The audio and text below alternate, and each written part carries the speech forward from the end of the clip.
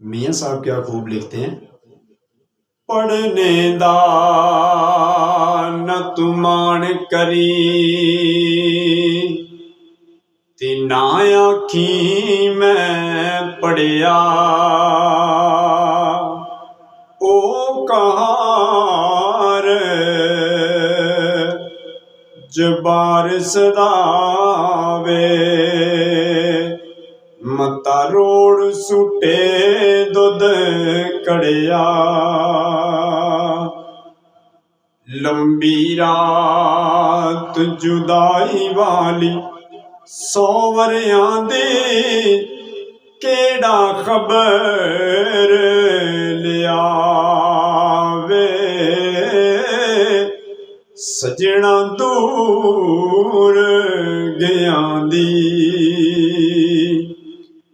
लखां जोड़ संगत दे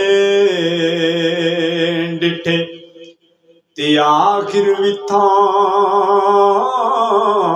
ने पईयां, जिन्ना बाजों एक पल सी लंघदा,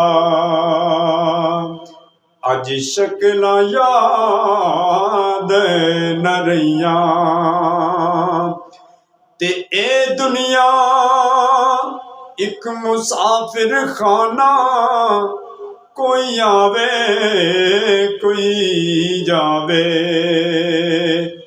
की मजाल मुहम्मद बख्शा, कोई पक्के डेरे लावे।